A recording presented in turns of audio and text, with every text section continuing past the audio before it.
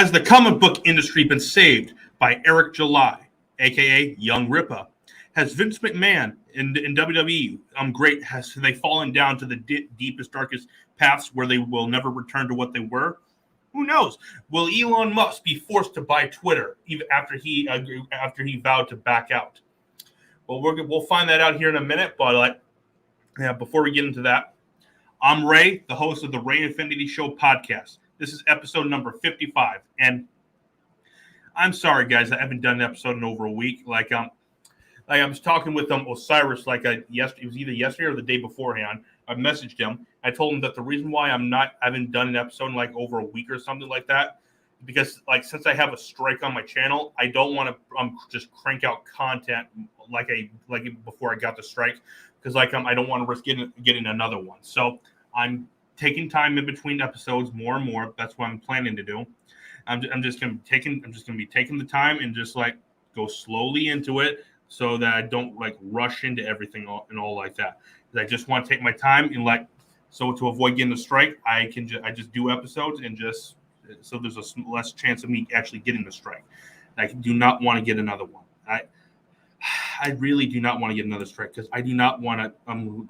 I want this channel to be up here, and I want it to stay here. I don't want it to risk losing it or getting banned or whatever like that. So from now on, what I'm going to be doing, I'm going to be doing maybe 1, 2, maybe 3 episodes each week from now on, something anywhere like that, because I just do not want to risk another strike. I know I've said that multiple times, but I'm just trying to make it clear, so you guys don't think I've just abandoned you or the audience. I have not. I have not. I'm going to continue making content. I'm just going to do it sparingly right now. Now, once the strike does drop off, once it does, I'll be getting back to what I was doing beforehand, where I was just cranking out content and stuff like that, because I love doing that. And then when I got that strike, it just messed things up and stuff like that. So it is what it is. So yeah, I don't like it just as much as you guys do, but yeah, we got to work with what we have right now. So sorry about that.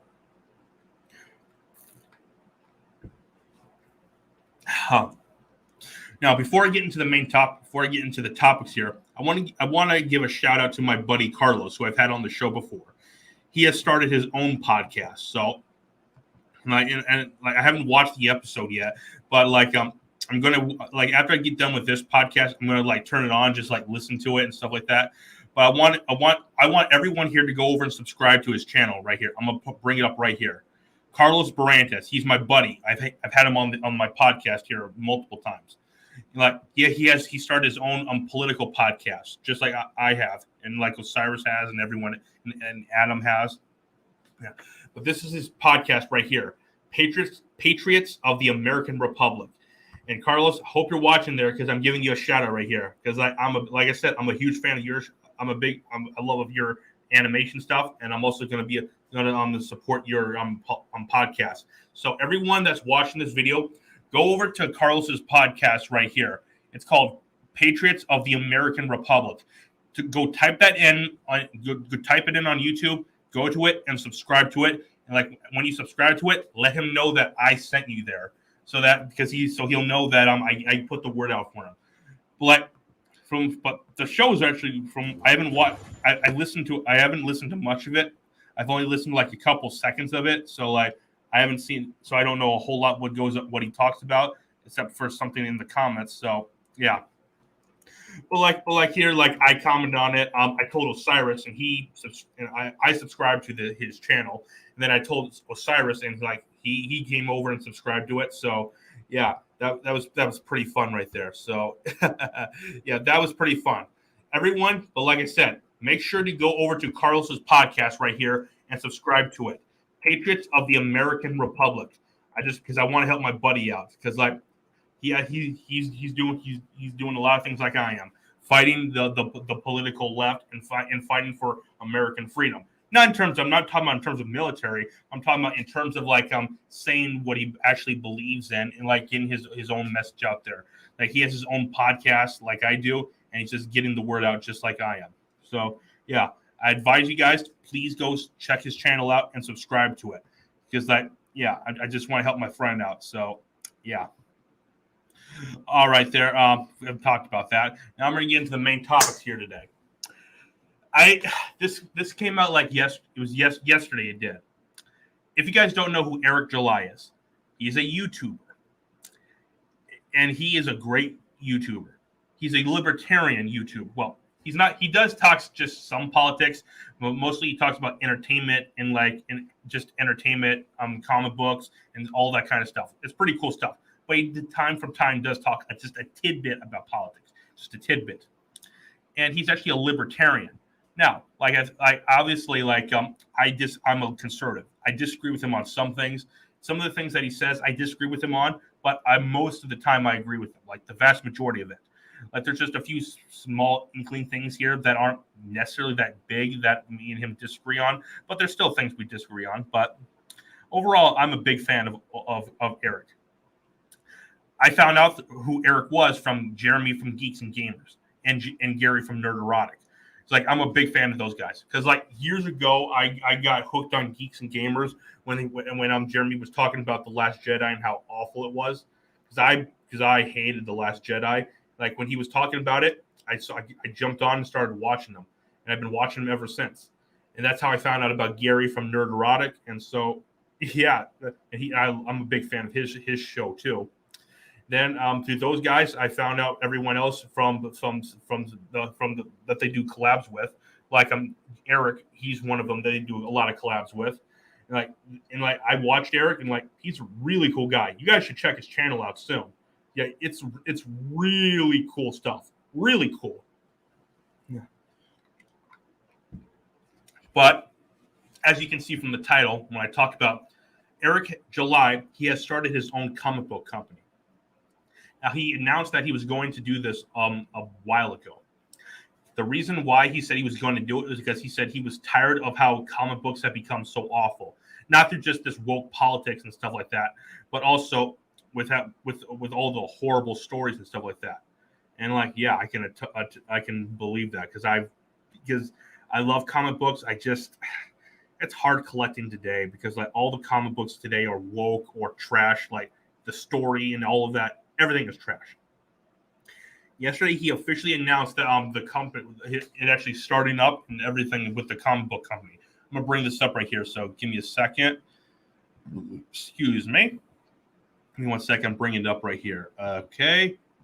Rippaverse Comics. Right here. Eric July. This is his company. Rippaverse Comics. Like his nickname for his channel is it's like Young Rippa, something like that. And Eric is also a rapper too. Like his rapping is actually awesome when you look at it. It is awesome. And so I advise you to go read that as well. And this I believe was this yesterday or okay, yeah, this on July 8th. This is something he posted to on yesterday, I believe. Yeah. He says that you can sign up for the mailing list at rippaverse.com. We'll see you Monday morning at 7/11 at July 11th, 2022. All right. So before we go and check out on that site right there where he set up everything, we'll check. He made this video that he posted on to Twitter. And I want to show you. Okay, that was a terrible. I do not want to look at that. Yeah. I want to show you guys some video that Eric made, and it's awesome. So I'm gonna play it right here just so you guys can see it. So because it just watch. I'm Eric July, founder, owner, and writer. Welcome to the Rippaverse.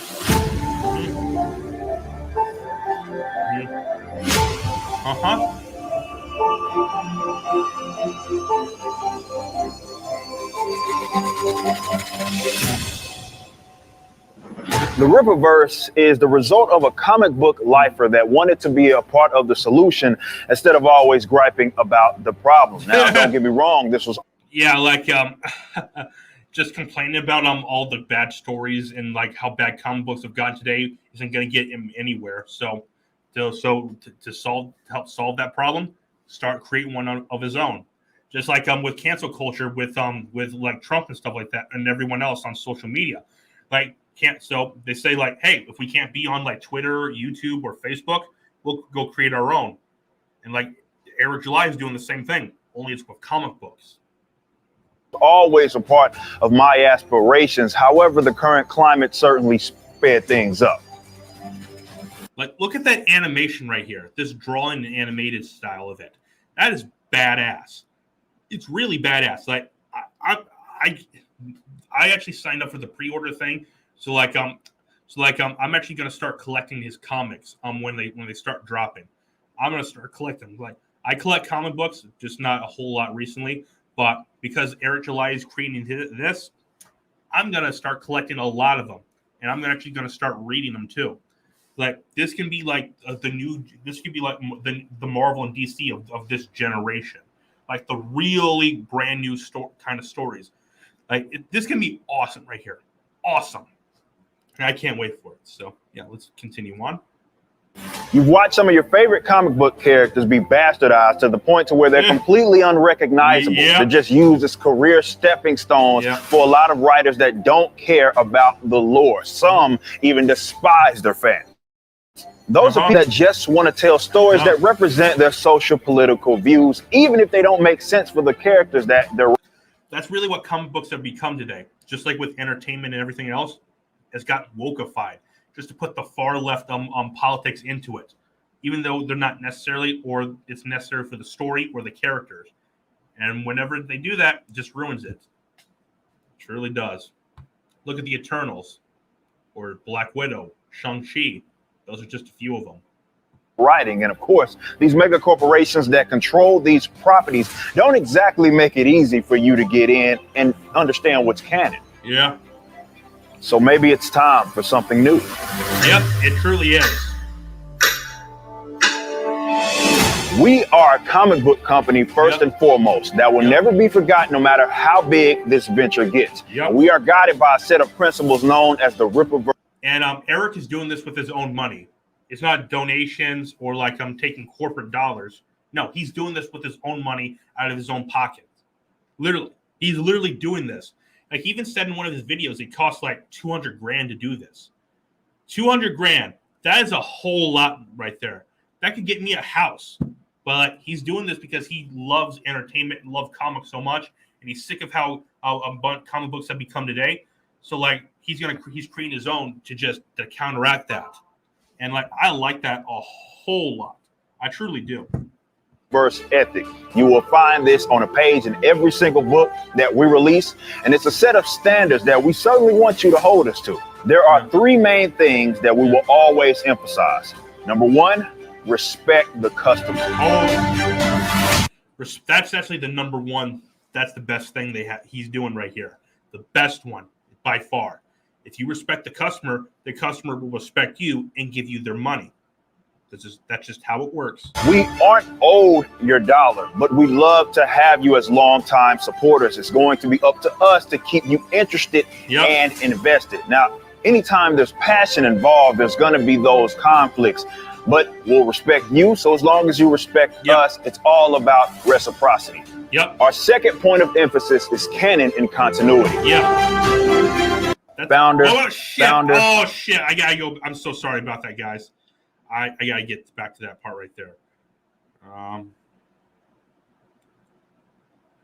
Canon and continuity is the most important. Is probably the close number two right there. This is an ever-expanding universe. There's going to be many of characters that will be introduced. But when you buy a book from us, you own a piece of history. It matters. These events will not be erased by way of time travel or some multiversal aspect. This is probably something I slightly disagree with Eric on. Because, like, I actually like time travel and multiverse stuff. Now, I'm fine. Now, I'm not saying he has to do it. I'm fine with him not doing it. I'm just saying I like time travel and multiverse stuff. That's just me. But you can disagree with me, but that's just my opinion. And number three, a comprehensive timeline. No matter when you jump into this space, we want to make it easy for you to get caught up on some characters that you're interested in. So we're going to keep the reboots to a minimum. Now, don't worry. We know that picking up the pieces is part of the fun. So we're not going to exactly hold your hand. Yep. And while I personally value liberty, we're not going to beat you over the head with on-the-nose current politics. And nor should there be any politics in entertainment at all. Like me, whenever some content comes out, I don't want politics of any kind, whether left or right. Even though I'm a conservative, I do not want conservative or right-wing politics involved in it. I just want a good story. That's it. Nothing else. And current narratives that will completely contradict what it is that we're trying to do here. So whether you're into our main character in our first book, Isum, or you're into Yaira, or you're interested in all of them, will certainly have you as a customer.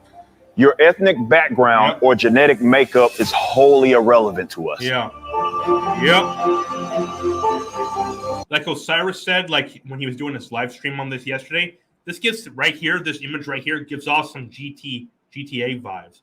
So it kind of does, but yeah, it kind of does. So I can understand where he's coming from on that. Now, previously being part of comic book fandoms myself, I understand the importance of them. We'll do our jobs to preserve the sanctity on the business end, and we hope you will help us preserve a more healthy and thriving fandom. Yep. If we manage to do that, we're going to be very competitive in this market, and we're going to make our mark on this industry. We're not going to be perfect. Errors will be made, but we won't let that stop us from being great. Yep, 100% agree. So visit Rippaverse.com, where we have our own unique store that is tailor-made for our audience. A lot of our stuff will be released in campaign format with limited edition items, and once they're gone, they're gone. We'll be making books that expand across many different genres, so I'm very confident that we'll have something that is right for you in a series that you'll make your favorite. And one last thing.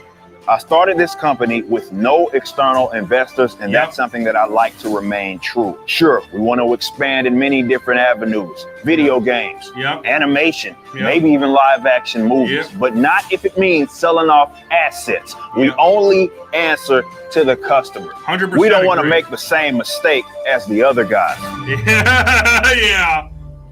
100% agree right there. 100% agree.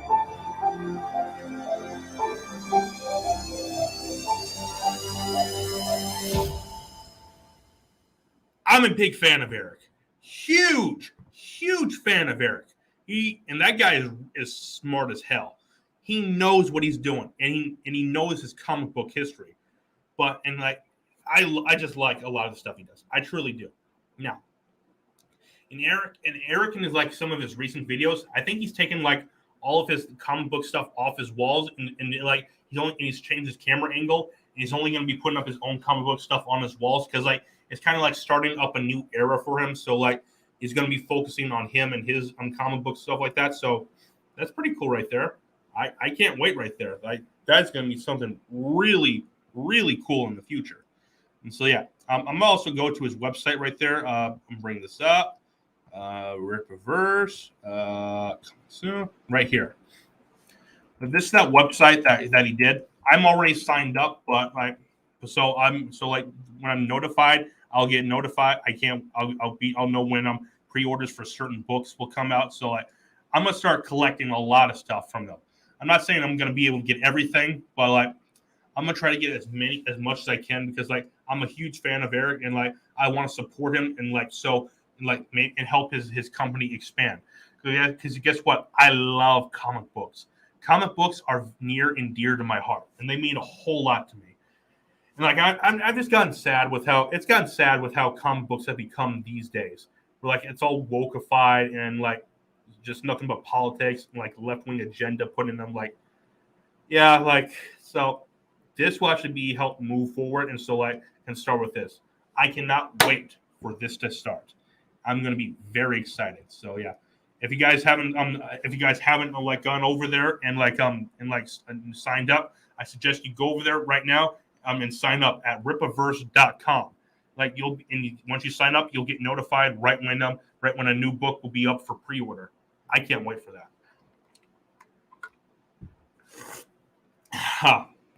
All right, I'm going to move on to the next topic here today. That was something interesting, but move on right here. As you guys know, I haven't talked about this for like at all because for reason and like so I haven't been doing as many videos lately. Like as you guys know, you guys probably heard this story, and like yes, I know this is coming from ESPN, but I'm still reading the article from here. As you guys know, Vince McMahon, the CEO, well, technically not right now the CEO, but CEO of WWE. Listen, when I was younger, I was a huge WWE fan. When I was a kid, especially when I was a kid. But as I got older, WWE just went down the toilet hole for me. It's not the same. It's gotten goofy, corny, all of that. All the people that I grew up watching, they're gone or retired, or they've gotten fed to like the new talent. So, yeah. Well, when I was a kid, I liked John Cena, but when I got older, I saw a lot of things. I was like, oh, yeah. I've gotten to the point where I don't really even watch WWE anymore. I don't really even watch wrestling anymore. I don't really watch AEW. There was a point where I was actually liking AEW, but I just like wrestling just gone down like as a whole. Like WWE has killed my love for wrestling as a whole. So I don't really even watch AEW either. So yeah, it's just gone down the hole. Like I'm sad about it, but it is what it is. So got to deal with it. Yeah. Right. I'm gonna move on to this article right here. Like a story broke out a few weeks ago about Vince McMahon, like he's stepping aside as chairman during an investigation into alleged hush money payments to women that he supposedly had an affair with. Now, I don't know if he truly did have an affair or not. I don't know. This just coming from the article right here. And also, like I've also heard rumors that him and his wife Linda, I believe it's Linda, that they separated or something like that. I don't know, because of this affair thing that's been alleged. Who knows if it's real or not? I don't know. So I heard about this a little bit before it broke, but when it first broke, I was like, oh, it kind of makes sense like that. So I don't know. Let's just go read into the article right here. Let's just read into it. Huh. Sorry about that, guys. Huh. All right. Vince McMahon is stepping aside from his role as CEO and chairman of World Wrestling Entertainment. Kind of missed World Wrestling Federation, so yeah. During an investigation into a report that he agreed to pay hush money to a former employee over alleged affair. Okay. The company announced Friday. Allergies coming back again, man. I can't stand when my allergies coming back, especially when I'm in the middle of a podcast. Last episode wasn't so good, so yeah. Sorry about that, guys. Like allergies are messing up right now, so forgive me for that. All right, let's go read into this now. WWE said in a release that a special committee of the board is conducting an investigation into alleged misconduct by its chairman and CEO, Vincent McMahon, and John Laurinaitis. John Laurinaitis is a guy who also works for WWE, works with the talent relations and stuff like that. Head of talent relations, and that effective immediately. McMahon has voluntarily stepped back from his responsibilities as CEO and chairman of the board until the conclusion of the investigation. Yeah, when I very first heard about this, I was like, it kind of like got me a little excited too, because like, oh, he's stepping down, so like maybe we can also get someone new creative in, maybe he can like get my interest back up. But like as I read into the article when I first saw it, it's like, oh, he's still going to be head of creative. He's just stepping aside from right now as the CEO and chairman. So, like, it's not going to change anything. It's still going to be corny and stupid as it is. So, yeah.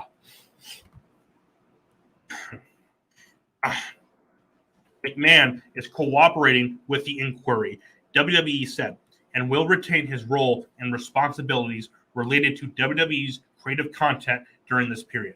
Like I said, I got a little excited when I first heard he was stepping away, but when he's still going to be in charge of creative control and stuff like that, I lost all hope immediately because like nothing's going to change. It's still going to be the corny stuff it is already. So, yeah. He is also scheduled to appear on SmackDown on Friday. WWE announced, and yes, this is from a few weeks ago. So yeah, and he did appear on SmackDown on that Friday. So yeah. I have pledged my complete cooperation to the investigation by the special committee, and I will do everything possible to support the investigation. I have also pledged to accept the findings and outcome of the investigation, whatever they are, McMahon said in a statement. So, yeah. I kind of hope he permanently steps away. I just hope, not just from the CEO and stuff like that and chairman, I hope he does step away from the creative side and permanently so we can get someone new creative in there to just make WWE interesting again. Because I miss being watching wrestling in a lot of ways. But I just don't do it anymore because it's just gotten so bad. I have no interest in it, really. So, yeah. Yeah. McMahon's daughter, Stephanie, will serve as the interim CEO and chairwoman, WWE said. So, yeah, that's not that bad. So, yeah. She had announced last month that she was taking a leave of absence from most of her responsibilities at the organization. She had been serving as the company's chief brand officer. Excuse me. I don't know. Maybe it had something to do with this. I don't know. Who knows? Or maybe with something else. Maybe because Triple H had a heart attack last year and he had surgery over it. So maybe that's what she was doing, stepping away just so he could so she could help her with her family and stuff like that. Who knows? So yeah.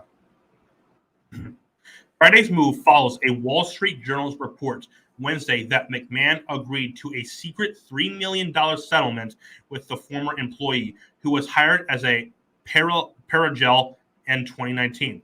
The separation agreement, which was signed in January, is meant to prevent the woman from discussing her relationship with McMahon or making disparaging comments about him. Yeah. According to the Journal. The report, citing documents and the accounts of people familiar with the inquiry, said an investigation began in April and has uncovered other non-disclosure agreements over the years involving misconduct claims from former employees against McMahon and Laurinaitis. Like, these are old school guys. Like, of course, it's not surprising that they've gotten involved in affairs and stuff like that. It's not that surprising. So yeah, because a lot of people, especially people in power, and that billionaires and that run giant companies and like older people, of course, it's not surprising they're going to get involved in affairs. Like, I don't think this should be surprising at all. Like, there has been a few storylines in WWE where Vince has had affairs with women and stuff like that. There's this famous one from years ago where it was on an anniversary of Raw. I forgot which one it was. I know it was a kid. It was one of my all-time favorite episodes. Where it had a lot of the old stars on it. Where Triple H came out and talked about because Vince and his family, they were actually going to do a family photo portrait to celebrate it, and Triple H came out and talked about a bunch there are other members of the family too, because ones that Vince have had affairs with. So, and he brought out a bunch of women. So that was hilarious right there. That is one of my most favorite, and it's the most iconic Raw moments in WWE moments in history. As a matter of fact, I may have to go watch that again pretty soon, because that was one of the most funny, and oh my god, I just love that video. That was just amazing. So yeah. McMahon bought the then World Wrestling Federation from his father, Vincent J. McMahon, in 1982 and built the company into a global wrestling powerhouse and media conglomerate that produced crossover stars such as Hulk Hogan, The Rock, Stone Cold Steve Austin, and John Cena. So, yeah. WWE is a publicly traded company, but McMahon still holds a majority of the shareholders' voting power. So, yeah, it's not surprising when you look at this. $3 million, and $3 million is nothing for Vince. Not even close. So, yeah. The guy's a billionaire, so of course he can pay for it. But then this story broke out earlier today about the same thing. I'm going to bring this one up. Give me 1 second. I'm bringing this this article up. Right here. This was from today. Yes, it was. around 4:23 p.m. Sorry, guys. Man, my allergies are messing up right now at the wrong time. Okay. I'm going to read this article right now. Netflix pulls WWE Vince McMahon documentary after $12 million sexual misconduct hush money reports surfaced. Well, they're pulling his documentary because of this hush money things with hush money, but there's this hush money that with women that he had affairs with, but they still have Cuties up on their platform though. Cuties, that disturbing, disgusting movie about. Okay, I can't even say that right now. It's too disturbing. If you guys know what I'm talking about when I say Cuties, like that. Oh my God, I don't even want to talk about that. That is just disgusting. I'm gonna try to move on from that and just let's go into this article right here. WWE head of talent relations John Laurinaitis is also facing allegations of sexual misconduct. So yeah, like I'm gonna go read into this right here.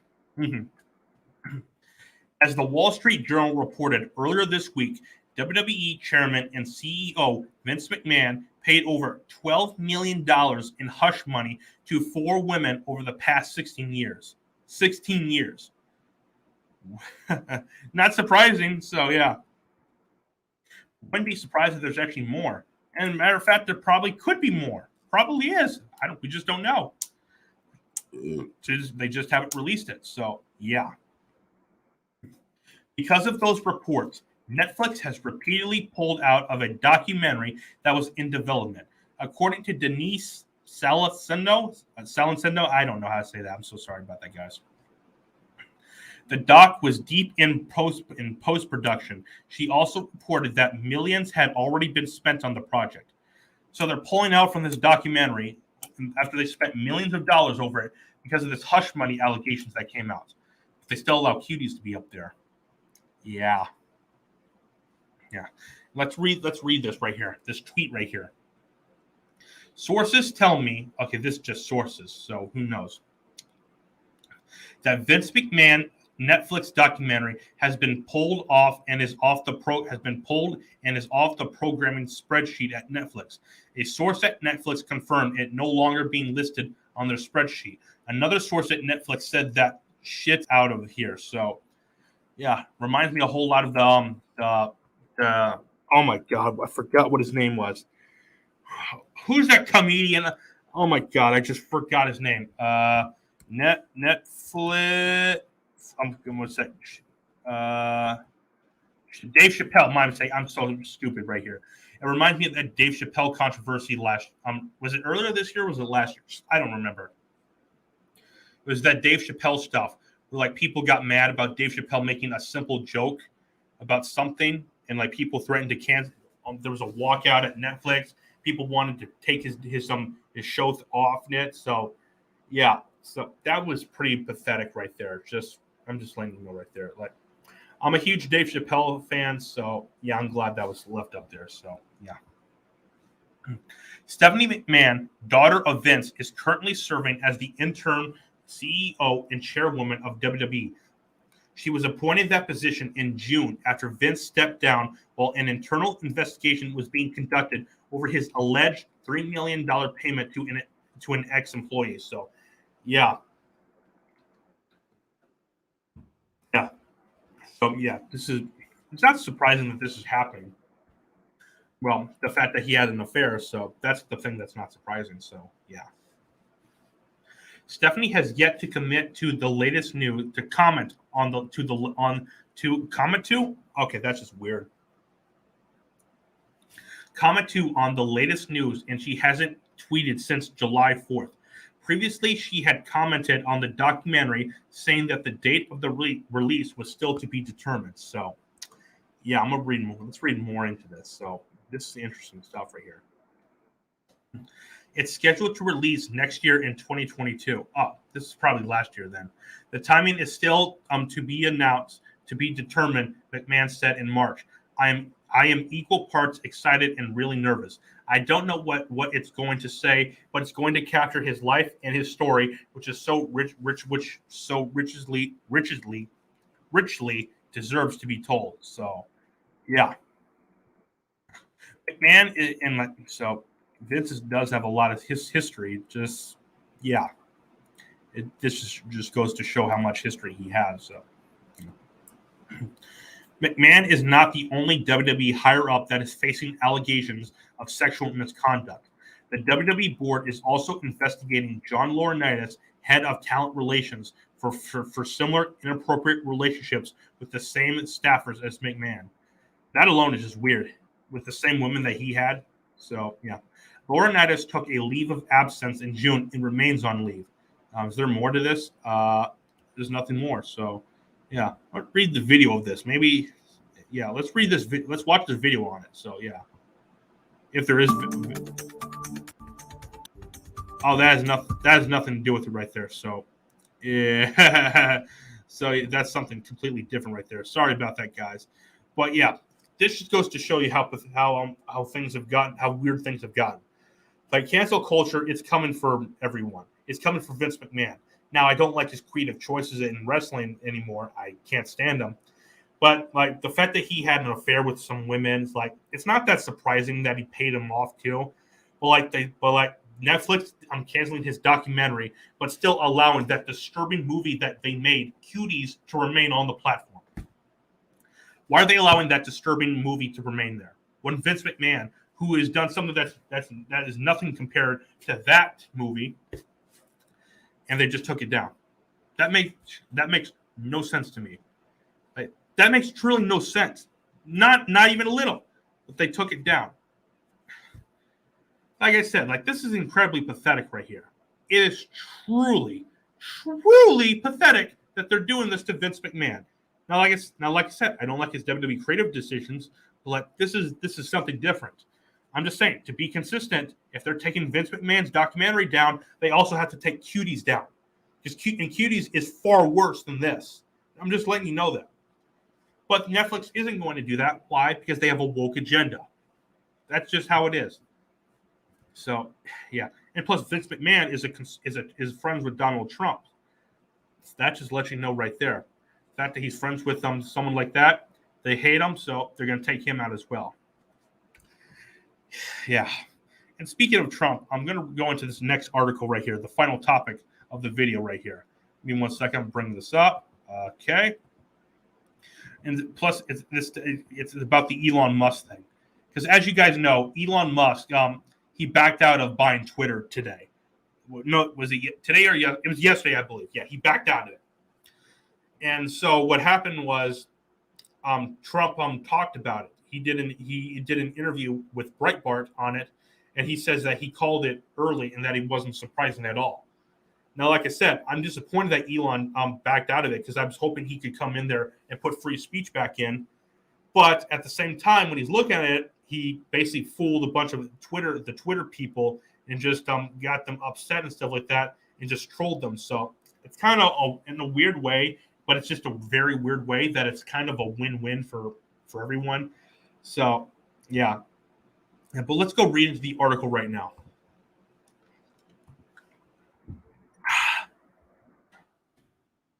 Exclusive. Donald Trump on Elon Musk pulling out of Twitter deal. I called it early. Let's go read right into it. And that's Trump and Elon right there. So yeah, we're gonna watch that. Let's just go read into the article right here because this is something interesting right here. Las Vegas, Nevada. Former President Donald Trump told Breitbart News exclusively that he knew Elon Musk would not actually acquire Twitter despite the hype. All right, let's read more into this. I knew that. Twitter had a lot of the fake accounts because I read. Wait, 1 second. Sorry about that, guys. Like everyone else does. Trump told Breitbart News in an exclusive interview Friday night, I knew they had a lot of fake accounts, like the bots and everything else that they had. I thought that the price was exorbitant. The price he was paying for it was exorbitant. Okay, let's read more into this. Trump pointed out correctly, too, that if he called it early that Musk would not end up buying Twitter, Trump's interview came just hours after Musk, through a formal filing, moved to void his bid to buy Twitter, citing concerns with the volume of fake bot accounts on the platforms. Yeah. Most people on Twitter are bots. There's not that many real people on there as you think there are. The vast majority of people on Twitter are just bots. That's just how it is. All right, there. Okay. Twitter's chairman, however, fired back, saying the company intends to attempt to enforce the agreement with Musk to buy the company, something Trump said he expects a lot of litigation over. Like Twitter, they're going to try to force Elon to. They actually announced they were going to file a lawsuit to force Elon to buy the company because they agreed to sell it to him. I don't know what will happen. Anything could happen in this situation because a lot of weird things happen. So will it end up going to Musk? I don't know. Will he actually not buy it? I don't know. We'll just have to leave that up for later on. Who knows? I called it early and said the deal is never going to happen, Trump said. We're going to have to see what happens because they're going to be saying, you owe us $44 billion, because I hear they have a very tight contract. It's supposed to be ironclad, but I don't know how you define ironclad. But it's an ironclad contract, and he put up $1 billion despite deposits. So I see that ending up a lot of litigation. It will end up in litigation. There's going to be a court hearings over this, like a whole lot of hearings. Like it's going to get wild out here. And when I mean wild, I mean wild.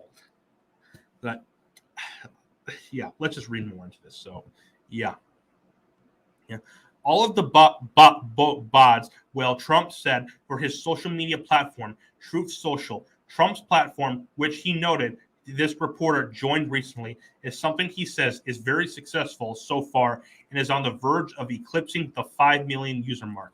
I'm already a person I'm already signed up for Truth Social. I love it. It's actually really fun to use. So yeah, and plus just being able to see Trump post on there brings it back to the Twitter days. It just brings it back. I wish he was still on Twitter, but yeah. So yeah. Personally, I have something called Truth That You're On, Trump said. It's very successful. We have better interactions. It's doing phenomenal, and it'll be over 5 million people very soon. And we'll be at 10 million people in the not too distant future. I can't wait for that too.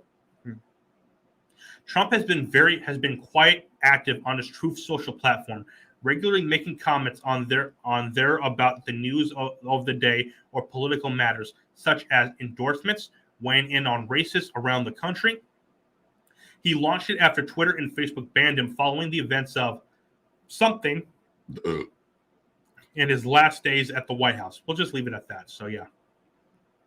The big tech giants censoring a sitting president of the United States has further ignited national debate about the power such as companies have over free speech in the country, and alternatives like Trump's have raced to capitalize on the moment. Like I said, I believe that the First Amendment should be amended to include social media. That's my opinion, and have it be served as utilities that everyone can enjoy, and have it be based in U.S. law. Like everything that's illegal, you can't actually do on there. Everything that's legal, you can. That's just the way I view it.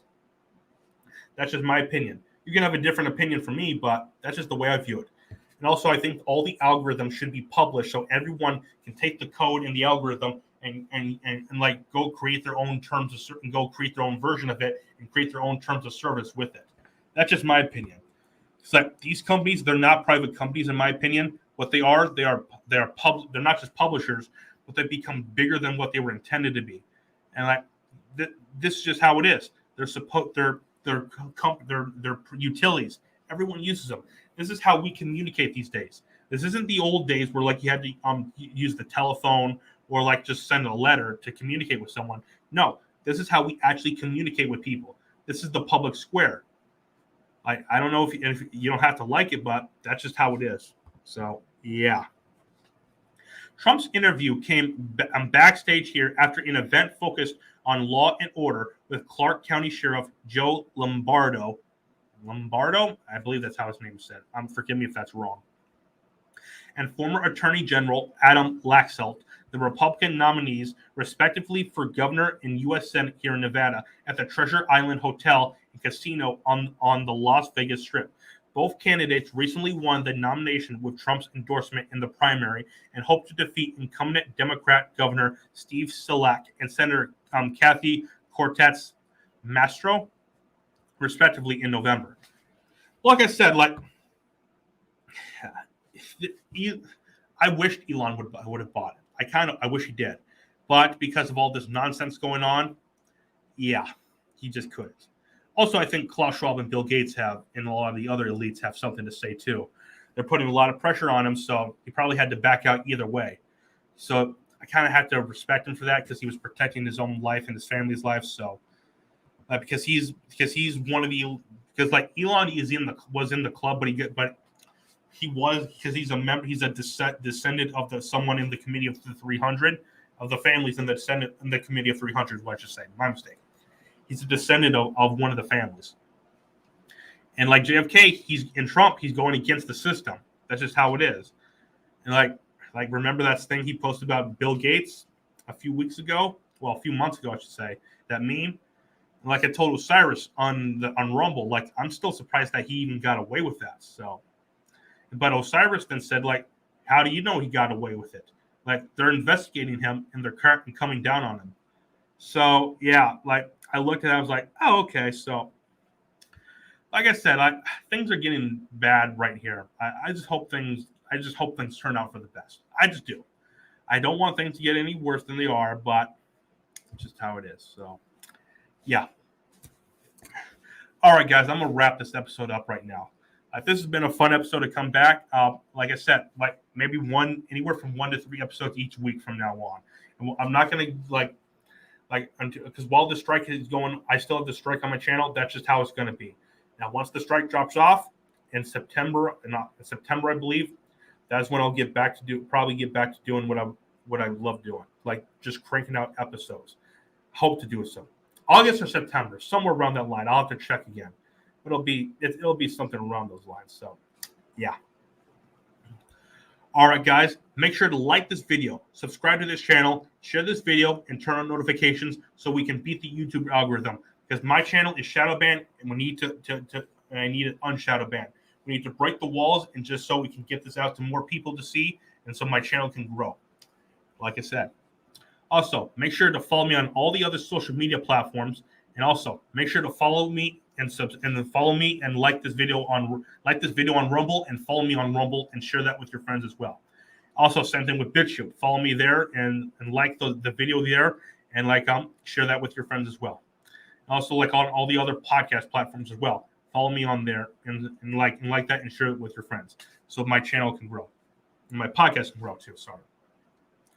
All right, guys, this is Ray, the host of the Ray Infinity Show podcast. This has been episode number 55. Catch you guys later. Peace!